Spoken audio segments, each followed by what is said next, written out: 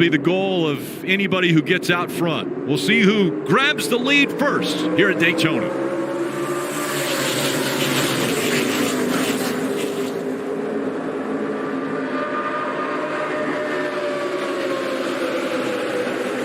Austin Cindric in the 22 giving a shove to the 98s and Chase Briscoe, and so Briscoe will be up front and the low line surging ahead early. Yeah, those two Fords, not many Fords in the field, so they'll have to lean on each other because I think all the Chevrolets are going to try to work together. All the Toyotas are going to try to work together. So they're out front in a good position right now. Good patience and organization by pretty much everybody in the field. You see right there, that yellow car, Brandon Jones, that is one of those Toyotas you were talking about. Harrison Burton behind him, also in a Joe Gibbs Toyota. Slowed down, opened a hole up to let Brandon Jones get in front of him. That shows you, Junior, how those guys are going to try to work together all night. Wait a minute, your son didn't tell you the secrets before the start of this race? Is that what you're saying, Jeff? He never tells me anything. Look at there. Can we see Riley here?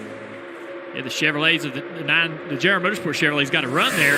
Went to make a move. Ross Chastain blocked it.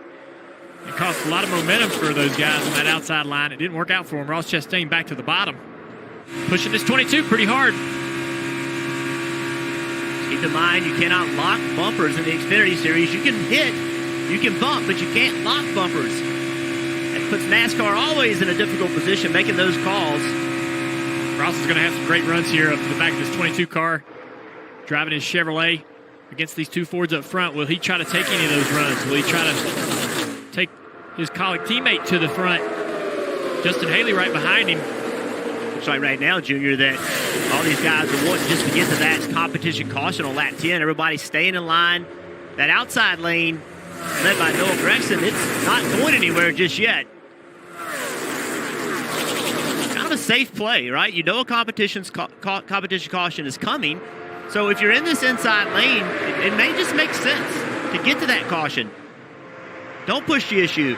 And you also don't have any confidence in that outside lane. If you have to jump to the outside, it's going to work because currently that outside lane is going backwards. We'll take a look at that move that just the 9 car tried to make and Ross tried to defend. So the 9's got a small run, not a huge one, but he tries to take it and make it work, and it puts Justin Haley in a great position to be with his teammate, match them two guys up together.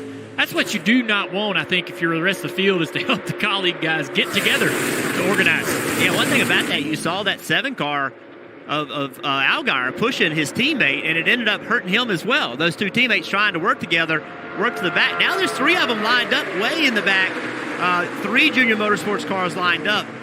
Actually, there's 4 of them. They're all 4 lined up, Marty. Yeah, Jeff, what does that top line have in common? You got it exactly right. All the Junior Motorsports cars lined up together there. 1, 2, 3, 4, led by Noah Gragson with Justin Allgaier right behind Daniel Hemrick and then Michael Annett. Now, that was the plan for them to get together as soon as they could. They kind of guided Noah Gragson up to where Justin Allgaier was. But I tell you, Junior, I don't know if the top line's where they want to be. Yeah, they're all hooked up together. The top line seems to be having a tough time making ground on the bottom line. Yeah, they'll be able to make that ground if they can work that side draft aggressively, and that's what Noah's been trying to do, to leave this outside line back up toward the front.